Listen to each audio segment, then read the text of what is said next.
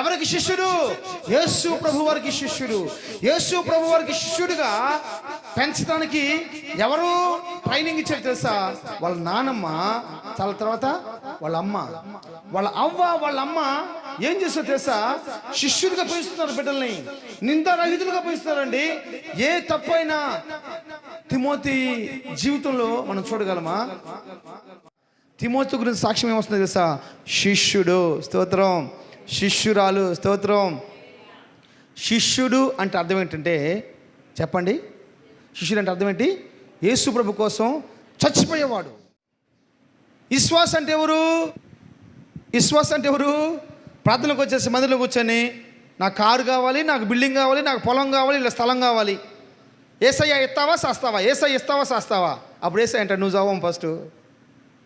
ఈ యోసేపు బానిసగా ఉన్నాడు, ఈ యోసేపు దాసుడిగా ఉన్నాడు, చెప్పిన పని చేయాలి. స్తోత్రం. యోసేపు ఏమంటాడు తెలుసా? యవ్వన కాలం ఆల్మోస్ట్ బైబుల్ కాడ చెప్తున్న మాట తెలుసా? ఈ సందర్భం పోతీఫర్ యొక్క భార్య తనని రోజు హింసిస్తున్న సమయంలో ఇతని వయసు 19 సంవత్సరాల వయసు. ఎన్ని సంవత్సరాల వయసు అమ్మా? 19 సంవత్సరాల వయసు. భార్య గారు, మేడం గారండి, నా దేవునికి విరోధంగా చేసే పాపం విషయం తప్ప ఎలాంటి పనైనా నేను చేయటానికి సిద్ధం. స్తోత్రం. యెహోవాకు వ్యతిరేకంగా పాపం చేసే విషయంలో తప్ప ఎలాంటి పనైనా అవసరమైతే చివరికి మీకోసం నా ప్రాణాన్ని నేను ఇచ్చేస్తాను. భక్తులండి ప్రాణం పెట్టి అవసరమైతే ప్రాణం ఇచ్చైనా సరే వాళ్ళు నిందారహితులుగా మార్చబడ్డారండి. స్తోత్రం. వాళ్ళు ప్రాణం పెట్టి నిందారహితులుగా మార్చబడ్డారు. పౌలుకి బైబుల్ లేదండి, పౌలు గారే మనకు బైబుల్ ఇచ్చాడు. పేతురు గారికి బైబుల్ లేదు, పేతురు గారే మనకు బైబుల్ ఇచ్చాడు. వాళ్ళు ప్రాణం పెట్టేశారు. ఈరోజు మనం ఎలా నడవాలో, ఎలా మాట్లాడాలో, ఎక్కడ ఉండాలో, ఎక్కడ ఉండకూడదో సమస్తము మన చేతిలో ఉన్న బైబిల్ మనకు బోధిస్తూ ఉంది. నీవన్నీయు నావే, నీ వారసుడను నేనే. నీవన్నీయు నావే, నీ వారసుడను నేనే. క్షేమకాలములు నా కన్నులార చూసెదను. క్షేమకాలములు నా కన్నులార చూసెదను. నేనే నా కన్నులార చూసెదను. నేనే నా కన్నులార చూసెదను. నేనే నా కన్నులార చూసెదను. నీవన్నీయు నావే, నీ వారసుడను నేనే. నీవన్నీయు నావే, నీ వారసుడను నేనే. క్షేమకాలములో నా కన్నులార చూసెదను. క్షేమకాలములో నా కన్నులార చూసెదను. నేనే నా కన్నులార చూసెదను. నేనే నా కన్నులార చూసెదను. నేనే నా కన్నులార చూసెదను. నేనే నా కన్నులార చూసెదను. హల్లెలూయా. మరొకసారి అందరం బైబిల్ తెరిచి ఆదికాండం 17వ అధ్యాయము మొదటి వాక్యాన్ని చదువుకుందాం. ఆదికాండం 17వ అధ్యాయము మొదటి వాక్యం చదువునన్ను చదవండి. ఎవరొకరు చదువు. అబ్రాము 99 ఏండ్ల వాడైనప్పుడు యెహోవా అతను ప్రత్యక్షమై, నేను సర్వశక్తిమంతుడైన దేవుణ్ణు, నా సన్నిధిలో నడుచుచు నిందారహితుడు ఉండు. చాలా థ్యాంక్ యూ. చిన్న ప్రార్థన. మహాపరిశుద్ధుడైన తండ్రి, ప్రేమ నమ్మకం కలిగిన మా యేసు ప్రభువా, ఈ రాత్రి మీ శ్రేష్టమైన మాటలతోటి మమ్మల్ని నింపండి. కృపకు ఆధారమగు మీ మాటలు, పరలోకపు సందేశము నా నోటికి అందించి మీ ప్రజలకు కావాల్సిన కృపని ఆ మాటలు అందించమని వాక్యమునకు వ్యతిరేకంగా పనిచేస్తున్న ప్రతి దురాత్మకర శక్తులను మీ కృపతో బంధించమని యేసు నామములో ప్రార్థన చేస్తున్నాను తండ్రి, ఆమేన్. హల్లెలూయా. జాగ్రత్తగానండి. విశ్వాసమునకు తండ్రి అని అబ్రహాం గారు పిలువబడక ముందు, విశ్వాసులకు తండ్రి అని అబ్రహాము పిలువబడక ముందు, దేవుడు దగ్గర 24 సంవత్సరాలు ఒక మంచి భక్తి జీవితం చేసిన తర్వాత అబ్రహాం గారికి ప్రత్యక్షమయ్యాడు. అబ్రహాం గారికి ప్రత్యక్షమైనప్పుడు బైబిల్ చెప్తున్న మాట ఏంటంటే, ఆయన వయసు, అబ్రహాం గారి వయసు 99 సంవత్సరాల వయసు. 99 సంవత్సరాల వయసులో యేసు ప్రభువారు అబ్రహాంతో మాట్లాడుతున్నాడు. ఏమని మాట్లాడుతున్నాడంటే, అప్పుడు దాకా యేసు ప్రభు తనతో మాట్లాడిన మాటలు వేరే, ఇప్పుడు తనతో మాట్లాడబోతున్న మాటలు వేరే. జాగ్రత్తగా అండి. దేవుని బిడ్డలారా, దేవుడు మన జీవితంలో ఒక గొప్ప కార్యం చేయాలి అని ఆశపడుతున్నప్పుడు ఆయన ఏం చేస్తాడంటే, ఒక ప్రత్యేకమైన సమయాన్ని ఒక ప్రత్యేకంగా ఆలోచించి ఆ సమయంలో మనతో మాట్లాడటానికి ఇష్టపడతా ఉంటాడు. స్తోత్రం. నిజంగా ఈ 99 సంవత్సరాల వయసు వచ్చినాక దేవుడు అబ్రహాంతో మాట్లాడుతూ ఉన్నాడు. ఏమని మాట్లాడుతున్నాడంటే, తన యొక్క గొప్పతనం గురించి అబ్రహాముకు తెలియచేస్తూ ఉన్నాడు. తన యొక్క శక్తిని గురించి అబ్రహాముకు తెలియచేస్తూ ఉన్నాడు. నేను సర్వశక్తిమంతుడైన దేవుణ్ణి. స్తోత్రం. బహుశా అబ్రహాం గారు విశ్వాసులకు తండ్రి అని ఇంకా నిరూపించక ముందు దగ్గర 24 సంవత్సరాలు యేసు ప్రభు యొక్క మాట కోసము నిరీక్షణ కలిగి జీవిస్తూ ఉన్నాడు. ఇన్ని సంవత్సరాలు నిరీక్షణ కలిగి జీవిస్తున్నప్పుడు తనకు తెలియకుండా తన హృదయంలో ఒకవేళ దేవుని యొక్క శక్తి గురించి తక్కువ ఆలోచన కలిగి ఉన్నాడేమో, దేవుని యొక్క బలం గురించి తక్కువ ఆలోచన కలిగి ఉన్నాడో జ్ఞాపం చేసుకోండి. దేవుడు ఎప్పుడైనా ఏదైనా మన జీవితంలో చేయుటకు సమర్థుడు, శక్తిమంతుడు. ఆమేన్. ఆయన ఎప్పుడైనా చేయగలడు, ఎలాగైనా చేయగలడు. స్తోత్రం. ఆయన చెప్పింది చేయటం మాత్రమే ఆయనకు తెలుసు. మోషే గారితో మాట్లాడుతూ యేసు ప్రభు ఏం మాట్లాడతాడంటే, తండ్రి అయిన దేవుడు ఏం మాట్లాడతాడంటే, మోషే, నేను అబ్రహాము, ఇస్సాకు, యాకోబుతో చేసిన వాగ్దానాన్ని జ్ఞాపం చేసుకొని భూలోకానికి దిగొచ్చాను నా ప్రజలను విడిపించడం కోసం అని చెప్పేసి అన్నాడు. ఈ అబ్రహాం గారి జీవితంలో మనం చూసినట్లయితే 24 సంవత్సరాల తన విశ్వాస జీవితంలో తన విశ్వాసాన్ని ఉద్దిపరుచుకుంటూ ఉండాలి, తన విశ్వాసాన్ని గొప్ప చేసుకుంటూ ఉండాలి. కానీ బైబిల్లో అక్కడ ఎందుకని 24 సంవత్సరాల తర్వాత యేసు ప్రభు అబ్రహామును దర్శించినప్పుడు తన శక్తి గురించి ఎందుకు మాట్లాడాల్సి వచ్చింది, దాని యొక్క బలం గురించి ఎందుకు మాట్లాడాల్సి వచ్చింది? వాస్తవానికి 12వ అధ్యాయంలో దేవుడు అబ్రహామును పిలుచుకున్నాడు. దేవుడు పిలుచుకున్నప్పుడు మాత్రమే ఆయన శక్తి గురించి ఒక అగ్రిమెంట్ వాళ్ళు వేసుకోవాలి. స్తోత్రం. హల్లెలూయా. కానీ 17వ అధ్యాయంలో మాత్రమే దేవుడు తన శక్తి గురించి చెబుతూ ఏం మాట్లాడుతున్నాడంటే, నేను సర్వశక్తిమంతుడైన దేవుణ్ణి. అయితే ఇప్పుడు దేవుని యొక్క ఆశ ఏంటంటే, జాగ్రత్తనండి, దేవుని యొక్క ఆశ ఏంటంటే సర్వశక్తిమంతుడైన దేవుని సన్నిధిలో మనం నడుస్తూ ఉండాలి. స్తోత్రం. ఈరోజు మీకు చెబుతున్న దేవుని యొక్క శ్రేష్టమైన మాట ఏంటంటే, మనము నిందారహితులంగా మార్చబడాలి. స్తోత్రం. మనం ఎలా ఉండాలి? నిందారహితంగా మార్చబడాలి. జ్ఞాపం చేసుకోండి, ఒక వ్యక్తి ఎలా నిందారహితంగా మార్చబడగలడో, ఒక వ్యక్తి నిందలు లేని జీవితం చేయాలని ప్రభువు ఆశపడుతూ ఉన్నాడు, లోపం లేని జీవితం చేయాలని ఆశపడుతూ ఉన్నాడు. అది మగపిల్లలైనా ఆడపిల్లలైనా. జాగ్రత్తగానండి, మనము లోపం లేని వారిగా మార్చబడాలి.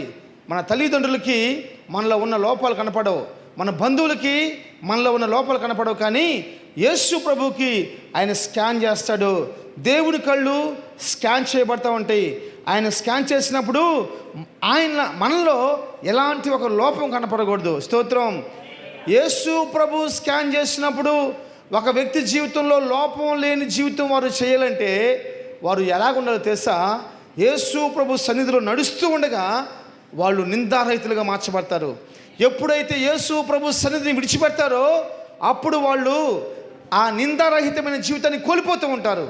తిరిగి ఆ నిందారహితమైన జీవితాన్ని కొనసాగించడానికి చాలా కష్టపడాల్సి వచ్చింది. హల్లెలూయా. జ్ఞాపం చేసుకోండి, దేవుడు అబ్రహాం గారితో మాట్లాడుతూ ఏం చెప్తున్నాడంటే, అబ్రహామా, నువ్వు నా సన్నిధిలో నువ్వు నడుస్తూ నిందారహితుడుగా ఉండాలి. స్తోత్రం. ఎందుకు ఈ మాట చెప్పాడో నాకు అర్థం కాలేదు, కానీ తర్వాత కాలంలో ఏం జరిగిందో మీకు చెప్తాను. బైబిల్ తెరిచి ఆది కాండము 20వ అధ్యాయము 2వ వాక్యం. అప్పుడు అబ్రహాము తన భార్య అయిన శారాను కూర్చి, ఈమె నా చెల్లెలు అని చెప్పాను. జాగ్రత్తగానండి అమ్మా, నాకే చూడండి, దేవుడు ఏం చెప్పాడు, నా సన్నిధిలో నడుస్తూ నువ్వు నిందారహితంగా మార్చబడాలి. వాస్తవానికి ఇక్కడ ఏం జరిగిందంటే, దేవుని సన్నిధిలో నడవలసిన అబ్రహాం గారు, కానాను దేశంలో వాసం చేయాల్సిన అబ్రహాం గారు ఇప్పుడు ఫిలిస్తీన్ దేశానికి వెళ్ళిపోయాడు. జాగ్రత్తగానండి, మన నిందారహితమైన జీవితాన్ని కొనసాగించలేకపోవడం గల కారణం తెలుసా? ఆయన సన్నిధిలో లేకపోవటమే. ఆయన సన్నిధిలో లేకపోవటాన్ని బట్టేసేసి ఆయన సన్నిధిలో ఉండి నిందలు అనుభవించటం గొప్ప భాగ్యం. స్తోత్రం. ఆయన సన్నిధిలో ఉండి ప్రభు కోసం కన్నీరు కార్చడం గొప్ప భాగ్యం. స్తోత్రం. ఆయన సన్నిధిలో ఉండి ప్రభు కోసం ఎదురు చూస్తాం గొప్ప భాగ్యం. హల్లెలూయా. జాగ్రత్తగానండి, ఆయన సన్నిధిలోంచి తప్పిపోయిన తర్వాత మన శరీరము ముక్కలుగా నరుక్కున్నా, అంగుళానికి ఒకసారిగా కోసుకున్నా కానీ ప్రయోజనం లేదు. అబ్రహాం గారు ఆ క్రాస్ని, ఆ గీతని, ఆ బోర్డర్ని దాటి కానాను దేశం విడిచిపెట్టి ఫిలిస్తీన్ దేశానికి వెళ్ళిపోయాడు. ఫిలిస్తీన్ దేశానికి వెళ్ళిపోయేసి అక్కడ జరిగిన విషయం ఏంటంటే, ఆ దేశం యొక్క రాజు అడుగుతున్నాడు, అబ్రహామా, ఈ అమ్మాయి నీకేమైద్దని తన భార్యని పట్టుకొని, శారమ్మ చాలా మంచిది, శారమ్మ చాలా అందగత్తె, శారమ్మ చాలా సుందరవతి. ఈ రాజు అడుగుతున్నాడు, ఈ అమ్మాయి ఎవరని. స్తోత్రం. ఏం చెప్పాలండి? హల్లెలూయా. నా భార్య అని చెప్పాలి. అబ్రహాం గారు ఏం చెప్తున్నాడు తెలుసా? ఏం చెప్తున్నాడు? నా చెల్లెలు. ఒక నింద పడిపోయింది అబ్రహాం గారి మీద. దేవుడు కన్న కళ్ళలో నీ వల్ల నీరు కారిపోతూ ఉన్నాయి. దేవుడు పెట్టుకున్న ఆశలు, యవ్వన కాలంలో మనం చేస్తున్న భక్తి ఎంత తెలుసా? చిన్న కోరికలు, చిన్న ఆశలు. స్తోత్రం. వాటి ద్వారా మన జీవితంలో దేవుడు ఎదురు చూస్తున్న గొప్ప కార్యాలు ఆగిపోతున్నాయి, గొప్ప కార్యాలు నెరవేర్చబడలేకపోతున్నాయి. హల్లెలూయా. అబ్రహాం గారి గురించి బైబిల్ ఏం చెప్తుందంటే, నిందారహితమైన జీవితం జీవించు అబ్రహాం అని డైరెక్ట్ సర్వశక్తిమంతుడైన దేవుడే అబ్రహాంకి ప్రత్యక్షమై, అబ్రహాంతో మాట్లాడుతుంటే కొంతకాలంలోనే 20వ అధ్యాయం వచ్చేలేకే బైబిల్ చెప్తున్న శ్రేష్టమైన మాట ఏం తెలుసా? అప్పటికి దేవుడు ఇవ్వాల్సిన ప్రతి ఆశీర్వాదం ఇచ్చేసాడండి. దేవుడు బిడ్డలు ఇస్తానన్నాడు, బిడ్డలు ఇచ్చాడు. ఆస్తిని ఇస్తానన్నాడు, ఆస్తిని ఇచ్చేసాడు. ఇచ్చేసినాక ఈ గెరారా ప్రాంతానికి పోవాల్సిన అవసరం లేదు. ఎందుకంటే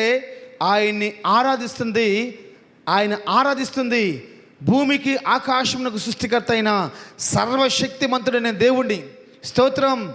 సర్వశక్తిమంతుడైన దేవుణ్ణి అడగకుండా, దేవుని చిత్తాన్ని తెలుసుకోకుండా మనం ఎప్పుడైతే పక్కకి వెళ్ళిపోతూ ఉంటామో అప్పుడే దేవుని చిత్తంలో తొలగిపోయేసేసి మనం ఏం చేస్తామంటే నిందులుగా మార్చబడిపోతాం. అనిందులుగా ఉండవలసిన మనము, నిందారహితులుగా ఉండవలసిన మనము నిందలు పడిపోతూ ఉంటాయి. స్తోత్రం. ఈ నిందను ఎవరు తొలగించగలరండి? ఇప్పుడు దేశపు రాజు ముందు నుంచొని ఏం మాట్లాడుతున్నాడు తెలుసా? ఈమె నా చెల్లెలు అని మాట్లాడుతున్నాడు. ఈరోజు అనేక మంది అబ్రాం గురించి తప్పుగా మాట్లాడగలటానికి ఒక అవకాశం దొరికిందంటే గెరారా ప్రాంతానికి పోవడం బట్టే కదా. గెరారా ప్రాంతానికి నువ్వు పోకపోతే నిన్ను అడిగేవాళ్ళు ఎవరు ఉన్నారా? స్తోత్రం. అందుకని రూత్తో పోయేసి మాట్లాడుతుంటాడు, నా కుమార్తె రూతు, వేరే పొలంలోకి నువ్వు వెళ్ళొద్దు. స్తోత్రం. హల్లెలూయా. నువ్వు వేరే పొలంలోకి వెళ్ళకూడదు. నువ్వు ఇక్కడే ఉండి ఈ ప్రజలు వెనకమాలే ఉండి నీకు కావాల్సింది కోరుకో. స్తోత్రం. నీ పొలంలో ఉంటే నాకేం దొరుకుద్ది అని చెప్పేసి అని రూతు అడగకముందే బోయజు తన పని వల్ల చెప్తున్నాడు, ఆ అమ్మాయి వచ్చి ఏరుకుంటూ ఉండగా ఆ అమ్మాయి ఏరుకోనిలాగున మీ చేతిలో ఉన్న పనులను కొంచెం వదిలిపెట్టేయమని చెప్తా ఉన్నాడు. స్తోత్రం. వదిలిపెట్టేయమని చెప్తా ఉన్నాడండి. స్తోత్రం.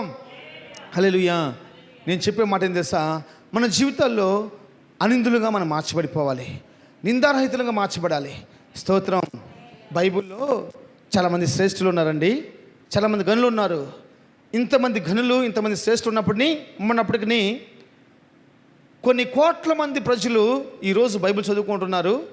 చదువుకుంటున్నప్పుడు ఈ మాటలు వాళ్ళు చదువుతూ ఉన్నారు.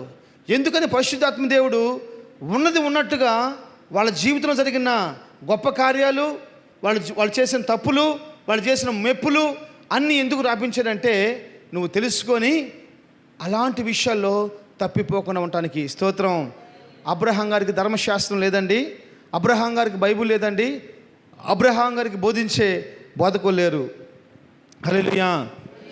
లేరు కాబట్టి అబ్రహాం గారు తప్పిపోవడానికి దొరికింది. ఆయనకి లేరు కాబట్టి ఆయన తప్పిపోవడానికి అవకాశం దొరికింది. అబ్రహాం గారితో దేవుడు మాట్లాడితే ఉంది, లేకపోతే ఏం లేదు. అబ్రహాం గారితో దేవుని మాట్లాడితేనే ఉంది, లేకుంటే లేదు. నేను మాట్లాడే మాట ఏం తెలుసా? ఎన్నిసార్లు ప్రభు వాక్యం ద్వారా మీతో మాట్లాడుతూ ఉన్నాడు, ఎన్నిసార్లు ప్రభు సేవకుల ద్వారా హెచ్చరిస్తూ ఉన్నాడు.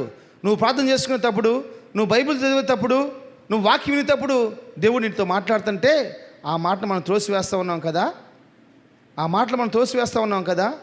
జాగ్రత్తగానండి. ఎప్పుడైతే మనం వాటిని త్రోసివేస్తామో మనము నిందారహితులుగా మార్చబడాల్సిన మనము నిందలో మోసేవారుగా మార్చబడతాం. నిందారహితమైన జీవితం మనం జీవించలేం. నీతో మాట్లాడుతూ ఉన్నప్పుడు నువ్వు సరిచేయబడాలి. స్తోత్రం. నువ్వు మాట్లాడుతూ ఉన్నప్పుడు నువ్వు కట్టబడుతూ ఉండాలి. వాక్యం నీతో మాట్లాడుతూ ఉన్నప్పుడు నువ్వు సరిచేయబడుతూ, నువ్వు కట్టబడుతూ దేవుని సన్నిధిలో నిందారహితులుగా మార్చబడిపోతూ ముందుకు సాగిపోతూ ఉండాలి. హల్లెలూయా. అనేక మంది ఈరోజు సాతానుగాడు సాక్ష్యం ఇవ్వబోతున్నాడు, వీళ్ళందరూ తప్పుడోళ్ళు అని. ఎవరి గురించి సాక్ష్యం ఇవ్వబోతున్నాడు చెప్పండి? సంఘం బయట ఉన్న వాళ్ళ కోసం కదండి, సంఘం లోపల ఉన్న వాళ్ళు బట్టే వాడు సాక్ష్యం ఇస్తున్నాడు. ఏమంటే వీళ్ళు మంచివాళ్ళు కాదని. స్తోత్రం. వీళ్ళు మంచివాళ్ళు కాదని. ప్రాముఖ్యంగా యవనస్తుల గురించి చెప్తున్నాను. జాగ్రత్తగా నన్ను దేవుని బిడ్డలారా, మీరు చాలా శ్రేష్టమైన వాళ్ళు. స్తోత్రం. మీరు చాలా గనులు. స్తోత్రం. యవ్వన కాలం పోతే రాదు.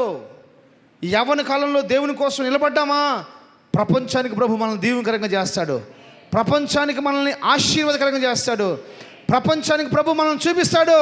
మనం ఎంత ప్రయాసపడ్డా, ఎంత కష్టపడ్డా కానీ పక్క ఊరికి కూడా మనం కనపడం. యేసు ప్రభు చూపించడం ప్రారంభించాడా, మనకు తెలియని ప్రాంతాల్లో ప్రభు మనల్ని గనులుగా చేస్తాడు. హల్లెలూయా. హల్లెలూయా.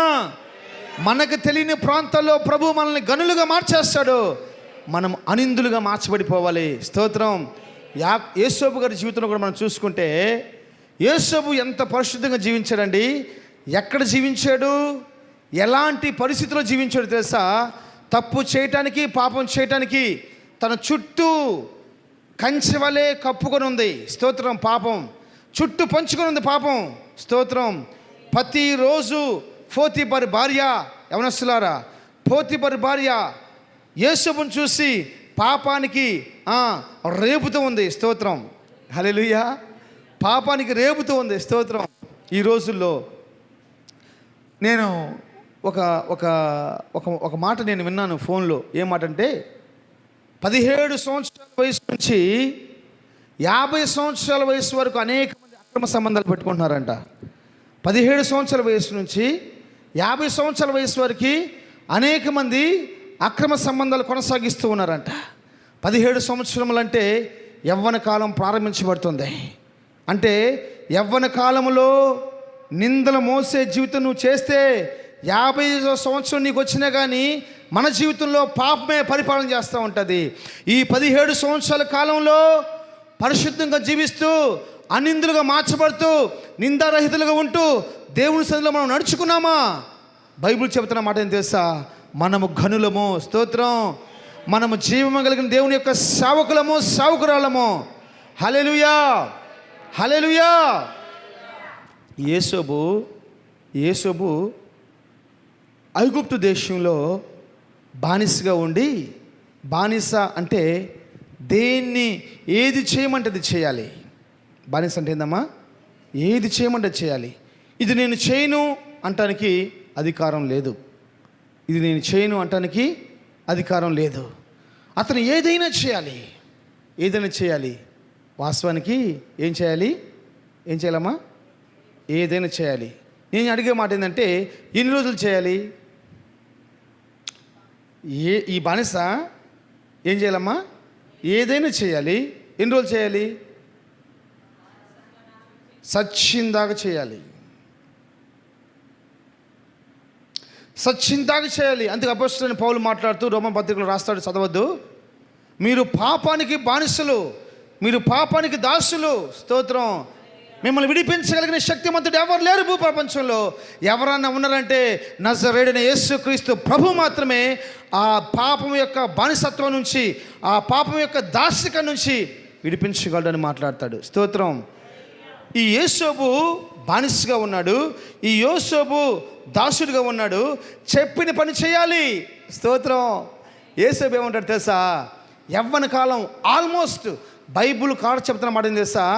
ఈ సందర్భం పోతీఫర్ యొక్క భార్య తనని రోజు హింసిస్తున్న సమయంలో ఇతని వయసు 19 సంవత్సరాల వయసు. ఎన్ని సంవత్సరాల వయసు అమ్మా? 19 సంవత్సరాల వయసులో పోతీఫర్ భార్య గారు, మేడం గారండి, నా దేవునికి విరోధంగా చేసే పాపం విషయం తప్ప ఎలాంటి పనైనా నేను చేయటానికి సిద్ధం. స్తోత్రం. యెహోవాకు వ్యతిరేకంగా పాపం చేసే విషయంలో తప్ప ఎలాంటి పనైనా అవసరమైతే చివరికి మీకోసం నా ప్రాణం నేను ఇచ్చేస్తాను. మీకోసం అవసరమైతే నేను నా ప్రాణాన్ని ఇచ్చేస్తాను. భక్తులండి ప్రాణం పెట్టి అవసరమైతే ప్రాణం ఇచ్చైనా సరే వాళ్ళు నిందారహితులుగా మార్చబడ్డారండి. స్తోత్రం. వాళ్ళు ప్రాణం పెట్టి నిందారహితులుగా మార్చబడ్డారు.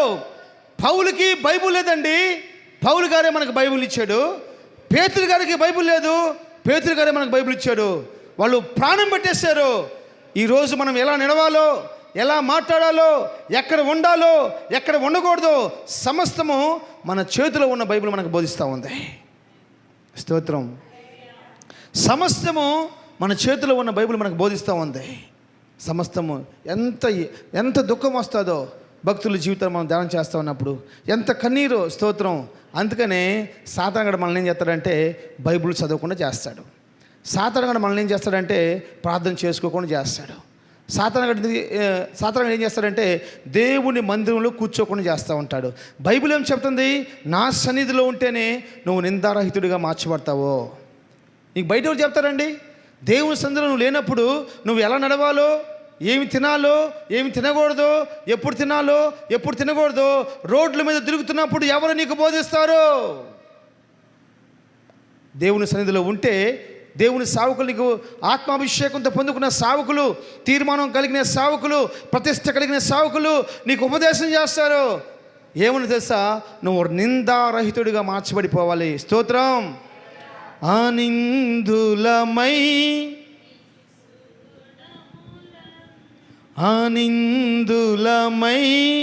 నీ సుగుణములన్ ప్రేమతో ప్రకటించేదన్.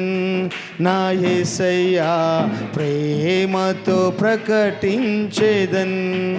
ఆనిందులమై నీ సుగుణములన్, ఆనిందులమై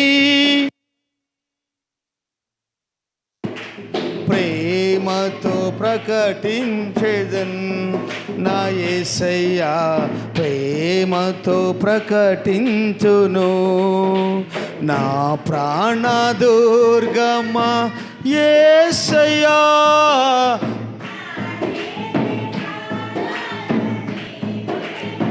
హల్లెలూయా. నా ప్రాణదుర్గమా యేసయ్యా,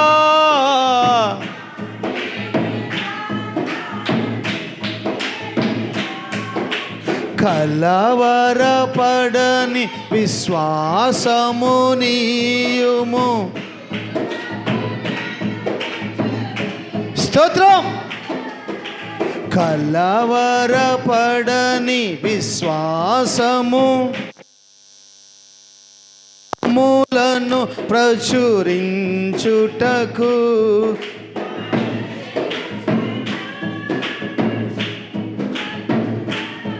నన్ను రక్షించిన రక్షింపకున్నా నీవే నా రాజువు నా యేసయ్యా నీవే నా రాజువు నన్ను రక్షించిన రక్షింపకున్నా నన్ను రక్షించిన రక్షింపకున్నా నీవే నా రాజువు నా యేసయ్యా నీవే నా రాజువు నా ప్రాణదుర్గమా యేసయ్యా నా నీతికాధారం నీవేనయ్యా కలిసి నా ప్రాణదుర్గమా యేసయ్యా నా నీతికాధారం నీవేనయ్యా హల్లెలూయా హల్లెలూయా యోసేపు గారు తన జీవితంలో పలుకుతున్న మాట ఏంటో తెలుసా? నా యజమానురాలా నా దేవునికి విరోధమైన పాపము తప్ప ఏదైనా నేను చేస్తాను. స్తోత్రం. ఎంత నీతిమంతుడిగా మార్చబడ్డాడండి, ఎంత నిర్దోషిగా మార్చబడ్డాడు. అనేక సార్లు ఎఫ్రాయిములు మనష్షే గోత్రం వ్యతిరేకంగా పనిచేస్తే హోషీ గ్రంథంలో మాట్లాడతాడు ఎఫ్రాయిము నేను నిన్ను మర్చిపోలేదని మాట్లాడతాడు. ఎవరిని బట్టి? యోసేపుని బట్టి ఎఫ్రాయిముని మర్చిపోలా. ఎఫ్రాయిము గోత్రాన్ని మర్చిపోలేదు. స్తోత్రం. ఎందుకు తెలుసా? యోసేపు చేసిన అలాంటి శ్రేష్టమైన భక్తి, దేవుని సన్నిధిలో నడుస్తూ ఎంత నిందారహితులుగా ఉన్నాడండి. అందుకని నేను చాలాసార్లు మీకు చెప్తాను, యోసేపు యాకోబు దగ్గర తొడ మీద పెంచబడ్డాడంట. యోసేపు ఎక్కడ పెంచబడ్డాడు? యాకోబు తొడ మీద పెంచబడ్డాడు. స్తోత్రం. చెప్పాలి హల్లెలూయా. ఎక్కడ పెంచబడ్డాడు నాన్న? ఎందుకని యాకోబు తొడ మీద పెంచబడ్డాడు తెలుసా మీకు? యాకోబు తొడని యేసు ప్రభు కొట్టాడు. స్తోత్రం. యాకోబు తొడని నా యేసయ్య ముట్టాడు. స్తోత్రం. యాకోబు నడకని నిందారహితంగా మార్చాడు నా దేవుడు. యాకోబు నడక నిందారహితంగా మార్చి తను నిందారహితంగా మార్చబడిన తన తొడ మీద యేసుని పెంచాడండి. పాపం లేదు. అన్నలు పాపిస్తులు అయిపోయారు. అన్నలకి ఏ ఆలోచన వస్తుంది? చంపాలని ఆలోచన. పళ్ళు కొరుకుతున్నారు, పట్ట పళ్ళు కొరుకుతున్నారు. పళ్ళు కొరికే ఆత్మ వాళ్ళలో ఉంది, పాపం చేయని ఆత్మ యోసేపుకి వచ్చింది. స్తోత్రం. పళ్ళు కొరికే ఆత్మేమో చెప్పాలి అన్నంలో ఉంది, పాపం చేయని ఆత్మ యోసేపులో ఉందండి. జ్ఞాపం చేసుకోండి. ఏమీ లేనప్పుడు అలాంటి ఉన్నతమైన భక్తి చేసిన యోసేపు తర్వాత కాలంలో ఉన్నతంగా మార్చబడిపోయాడు. ఈరోజు మనకు అన్నీ ఉన్నాయి. బైబిల్ ఉంది, సంఘబుద్ధి, శుద్ధికర కూటాలు ఉన్నాయి, ఉపవాస ప్రార్థనలు ఉన్నాయి, పునరుత్థాన పారాధనలు ఉన్నాయి, సావుకులు ఉన్నారు, పరిశుద్ధాత్మ దేవుడు ఉన్నాడు. స్తోత్రం. ఆయన బోధించేవాడు, ఆయన మాట్లాడేవాడు, ఆయన చూసేవాడు, ఆయన వినేవాడు. ఆ కాలంలో ఏమీ లేవు. మనం ఎంత ధన్యులమండి. ఒక్కోసారి నాకు ఆలోచన వస్తూ ఉంటుంది, ఎంత శ్రేష్టమైన భాగ్యం ప్రభు నువ్వు నాకు ఇచ్చావు. నేను ఎటు నడవాలో తెలియపోయిన పరిస్థితుల్లో గంటసేపు కూర్చొని ప్రార్థన చేస్తే ప్రభు మార్గం తెలుస్తాడండి. గంటసేపు కూర్చొని ప్రార్థన చేసుకుంటే నేను ఏ మార్గంలో వెళ్ళాలో, ఏం పని చేయాలో ప్రభు మాట్లాడతాడు. మన కృప ఏంటంటే ఏదో ఒక మార్గం, తల్లి మాట వింటాం, తండ్రి మాట వింటాం, స్నేహితుల మాట వింటాం, బామర్దుల మాట వింటాం, బావుల మాట వింటాం, అత్తమ్మ వాళ్ళ మాట వింటాం, కానీ దేవుడి మాట మాత్రం మనమేమో. అందుకే మన మార్గాలు రాజ్య మార్గాలుగా మార్చబడాలి, ముళ్ళ మార్గాలుగా మార్చబడిపోతున్నాయి, గుంటలు మెరకలుగా మార్చబడిపోతున్నాయి. స్తోత్రం. ఈ రాత్రి దేవుని సన్నిధిలో ఉన్న మనల్ని నిందారహితులుగా ప్రభు చేయనుగాక. యేసోబు పోతుబరి బాధిత అంటున్నాడు, యజమానురాలా నా దేవునికి వ్యతిరేకమైన పాపం తప్ప ఇక ఏది చేయమని చేస్తాను, అవసరమైతే నా ప్రాణం కూడా ఇస్తాను. బైబిల్ చెప్తున్న మాట ఏం తెలుసా? బైబిల్ కాల్ చెప్తారు, దగ్గర దగ్గర 11 సంవత్సరాలు యేసోబు జైల్లో ఉన్నాడు. ఎన్ని సంవత్సరాలు ఉన్నాడు నాన్న? 11 సంవత్సరాలు జైల్లో ఉంటే ఒక్కరోజు కూడా ఆ పాపం గురించి మెన్షన్ చేయలేదంట, ఆ పాపం గురించి మాట్లాడలేదంట, ఆ పాపం గురించి ఇది నా తప్పు కాదు ఆమె తప్పు అని చెప్పలేదంట. స్తోత్రం, హల్లెలూయా. అంటే ఒక పాపపు ఆలోచనని వెంటనే మర్చిపోతున్నాడు. ఒక తప్పుడు మార్గాన్ని, తప్పుడు ఆలోచనని వెంటనే మర్చిపోతున్నాడు. మన మైండ్లో ఏముంటాయి అంటే అవి పెనేసుకుపోయి ఉంటాయి. స్తోత్రం. అది ఒక పొల తీసుకొని ఎప్పుడంటే అప్పుడు దాన్ని కదిలించవచ్చు. ఎప్పుడంటే అప్పుడు కదిలిస్తే అది బయటకు వచ్చేస్తుంది అంతే. అది బయటకు వచ్చేసి అది తన ఇష్టానుసారంగా తిరుగుతూ ఉంటుంది అంతే. అందుకని మనం పడుతూ లెగుస్తూ పాపాలు చేస్తూ ఉన్నాం. బైబిల్ రాసి ఉంటుంది కీర్తనలో, పునాదులు పాడైపోగా నీతిమంతులు ఏం చేయగలరు?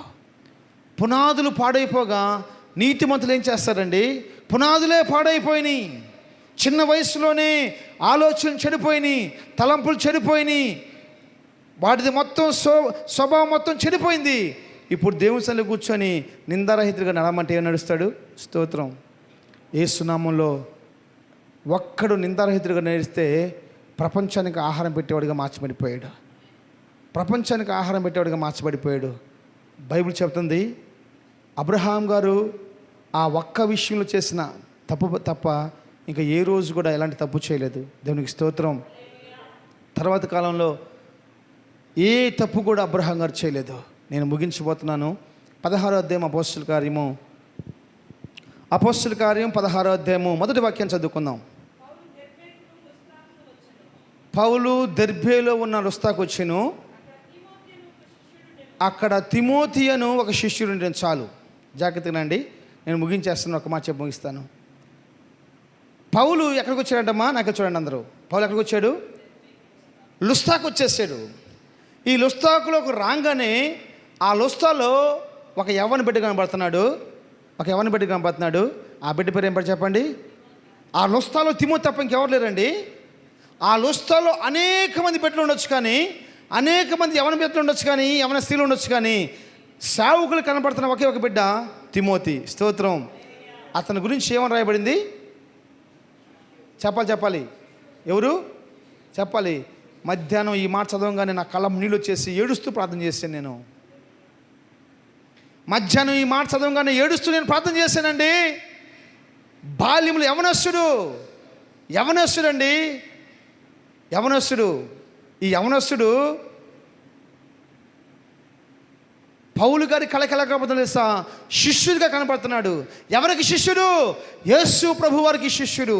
యేసు ప్రభు వారికి శిష్యుడిగా పెంచడానికి ఎవరు ట్రైనింగ్ ఇచ్చారు తెలుసా? వాళ్ళ నానమ్మ, చాలా తర్వాత వాళ్ళ అమ్మ, వాళ్ళ అమ్మ ఏం చేస్తారో తెలుసా? శిష్యుడిగా పెంచుతున్నారు బిడ్డల్ని, నిందారహితులుగా పెంచుతున్నారండి. ఏ తప్పైనా తిమోతి జీవితంలో మనం చూడగలమా? తిమోతి జీవితం ఎంత ఆశీర్వాదం అండి. ఈ రోజులో యవ్వన కాలంలో ఉన్న యవనస్తులు వాళ్ళ విషయాల్లో ఏడుస్తున్నారు, కానీ దేవుని విషయాల్లో ఏడ్చబడలేరు. వాళ్ళ విషయాల్లో ఏడుచుకుంటారు, కానీ మంచి ఉద్యోగం రాలేదని, మంచి జాబ్ రాలేదని, మంచి పని దొరకలేదని, మంచి వ్యాపారం అవ్వట్లేదని, మంచి బట్టలు లేవని, మంచి స్నేహితులు లేరని, మంచి బండి లేదని, మంచి కారు లేదని, వాళ్ళకి సంబంధించిన విషయాల్లో ఏడుస్తూ ఉంటారు, కానీ దేవుని విషయాల్లో ఏడ్చేవారు ఎవరో? స్తోత్రం. ఎలా పెంచగలిగిందండి వాళ్ళ నాన్నమ్మ? ఎలా పెంచగలిగింది వాళ్ళ అవ్వ? ఎలా పెంచగలిగింది వాళ్ళ అమ్మ? ఏం చూసి పెంచగలిగిందండి? పౌలు తర్వాత పౌలంతా సేవ చేసిన వాడు ఎవరో తెలుసా? తిమోతినే. పౌలంతా సేవ చేసింది ఎవరో తెలుసా? తిమోతినే.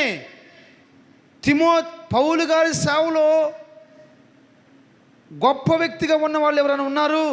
ఎక్కువసార్లు ఒక వ్యక్తి పేరు సంబోధించబడిందంటే అతని తిమోతి పేరే. స్తోత్రం. నేను చెప్తున్నాను నాన్న, మన సంఘంలో ఉన్నామంటే మన పేరు పలకాలి యేసు నామములో. ఈ అమ్మాయి కన్నీరు కాచి ప్రార్థన చేస్తుంది, ఈ అబ్బాయి కన్నీరు కాచి ప్రార్థన చేస్తాడు. స్తోత్రం, హల్లెలూయా. ఈ అమ్మాయి ప్రార్థనా పరురాలు. స్తోత్రం. మరి అంటది, నేను కన్నెత్తి చూడని దాన్ని, నేను కన్నెత్తి పురుషుని చూడని దాన్ని. ఇది ఎలా సాధ్యమండి? పురుషుడితో కలిస్తే జరగని కార్యం ఇది ఎలా సాధ్యం? వాళ్ళ గురించి సాక్ష్యాలు ఇవ్వాలండి. బైబిల్ వాళ్ళ గురించి సాక్ష్యం ఇస్తుంది. మన గురించి సేవకులు సాక్ష్యం ఇచ్చుదురుగాక. తిమోతి గురించి సాక్ష్యం ఏమొస్తుందో తెలుసా? తిమోతి గురించి సాక్ష్యం ఏమొస్తుందో తెలుసా? శిష్యుడు, స్తోత్రం. శిష్యురాలు, స్తోత్రం. శిష్యుడు అంటే అర్థం ఏంటంటే చెప్పండి అమ్మా, తల్లి. శిష్యుడు అంటే అర్థమైందమ్మా? చెప్పండి, పర్లేదు. దేవుని కోసం చనిపోయేవాడు, స్తోత్రం. Correct answer. కాబట్టి కొంచెం మార్పు. శిష్యుడు అంటే అర్థం ఏంటి? యేసు ప్రభు కోసం చచ్చిపోయేవాడు. విశ్వాస అంటే ఎవరు? విశ్వాసం అంటే ఎవరు? ప్రార్థనకు వచ్చేసి మందిలో కూర్చొని నాకు కారు కావాలి, నాకు బిల్డింగ్ కావాలి, నాకు పొలం కావాలి, ఇలా స్థలం కావాలి, ఏసయ్య ఇస్తావా శాస్తావా, ఏసయ్య ఇస్తావా శాస్తావా, అప్పుడు ఏసయ్య అంటాడు నువ్వు చావం ఫస్ట్. శిష్యులు, బైబిల్ చెప్పేది శిష్యులు మొట్టమొదట క్రైస్తవులుగా పిలువబడ్డారు. అపోస్తలుల కార్యం 13వ అధ్యాయంలో క్లియర్గా రాస్తుంటుంది. శిష్యులు క్రైస్తవులుగా పిలువబడ్డారు, అందరూ కాదు. యేసు ప్రభు కోసం చచ్చిపోయే వాళ్ళు మాత్రమే క్రైస్తవుడు. ఎవరంటే వాళ్ళు క్రైస్తవులు కాదు, ఎవరంటే వాళ్ళు శిష్యులు కాదు. శిష్యుడు అంటే యేసయ్య సన్నిధిలో నిందారహితులుగా నడుస్తూ, నిందారహితులుగా ఉంటూ ఆయన కోసం చచ్చిపోయే వాళ్ళు మాత్రమే, ఆయన కోసం చచ్చిపోయే వాళ్ళు మాత్రమే, ఆయన కోసం జీవించే వాళ్ళు మాత్రమే. ఎవరంటే వాళ్ళు యేసయ్యకి శిష్యులు కాదు, ఎవరంటే వాళ్ళు క్రైస్తవులు కాదు. యేసయ్య గురించిన మాట నేను చెప్తున్నాను. ఈ తరంలో మధ్యాహ్నం మరొకసారి చెప్తున్నాను, మధ్యాహ్నం ఒక సేవకుడిని మాట్లాడుతున్నప్పుడు చెప్పాను, ఈ తరంలో మనం గతించిపోతే మంచి సేవ చేసే సేవకులు లేరు. ఈ తరంలో కనుక మేము గతించిపోతే మంచి సేవ చేసేవాళ్ళు లేరు, తిమోతి లాంటి వాళ్ళు లేరు. నా కుమారుడు, నా కుమార్తె, ఒకవేళ దేవుడు రాకడికి లేటుగా అయితే నువ్వు సజీవుడిగా ఉండి నేను సజీవుడిగా లేకపోతే యేసు ప్రభు కోసం నిందారహితమైన జీవితం చేయడానికి నీకు సిద్ధమేనా? నిందారహితమైన భక్తి చేయడానికి, శిష్యుడిగా మార్చిపడటానికి నువ్వు సిద్ధమేనా? లేచిన బండి ప్రార్థన చేసుకుందాం. హల్లెలూయా. బైబిల్ మీ చేతిలో పట్టుకొని కళ్ళు మూసుకోండి. ప్రభువా నీ కొందనాలు, నీ సన్నిధిలో నన్ను నిందారహితులుగా మార్చండి. నీ సన్నిధిలో నేను నిందారహితురాలుగా మార్చండి. ఎలా పెంచిందండి తిమోతి యొక్క వాళ్ళ అమ్మ, వాళ్ళ అవ్వ ఎంత ముద్దు వస్తున్నాడో చూస్తే. తిమోతిలకు ఒక్కళ్ళు ఉంటే ఎంత బాగుంటుందండి. నా కుమారుడా తిమోతి, నా తోటి పనివాడని రకరకాల బిరుదులతోటి పౌలు గారు సేవకులు, గొప్ప సేవకులండి, సేవకులు పిలుస్తూ ఉన్నారు. మన మందిరాల్లో మన పేరు పలకబడితే ఎంత బాగుంటుంది.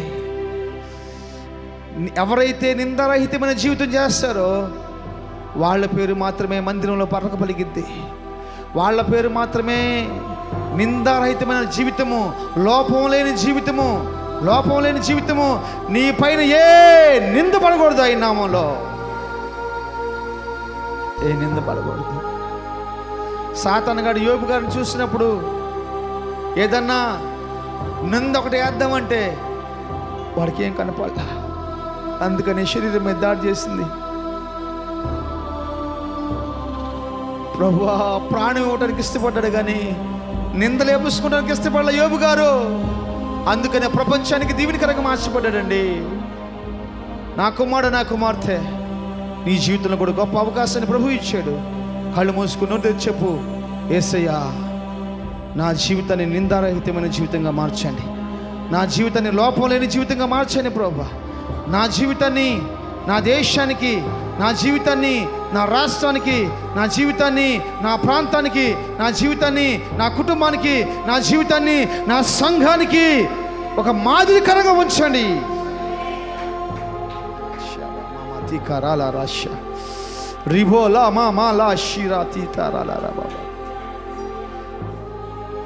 కుమారుడా, కుమార్తె, ఈ రాత్రి నువ్వు ఒక తిమోతి వలె మార్చబడాలి. నువ్వు ఒక తిమోతిగా మార్చబడాలి. అలాంటి స్వభావంలోకి నువ్వు రావాలి. యేసు వలె నువ్వు మార్చబడాలి. నేను చచ్చిపోవడానికి ఇష్టమే, కానీ దేవునికి వ్యతిరేకమైన పని నేను చేయలేను. దేవునికి వ్యతిరేకమైన పని నేను చేయలేను. ఎన్ని నిందలైనా నేను మోస్తాను, కానీ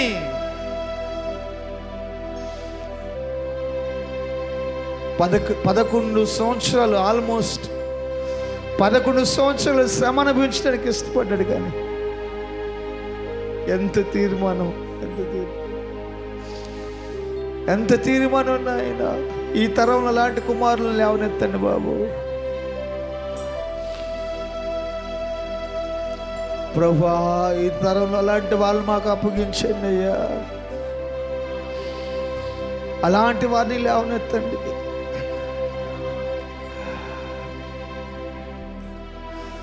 సహాయం చేయండి నాయనా, సహాయం చేయండి. పాపం నిమిత్తము అయ్యా ఎంత వైరాగ్యం జీవిస్తున్నారు నాయన. అబ్రహాం గారితో మీరు చెప్పారు, అబ్రహామా నిందారహితుడిగా నువ్వు ఉండని చెప్పినప్పుడు ఫిలిష్తీయుల రాజు దగ్గర అబద్ధం ఆడుతున్నాడు అయ్యా.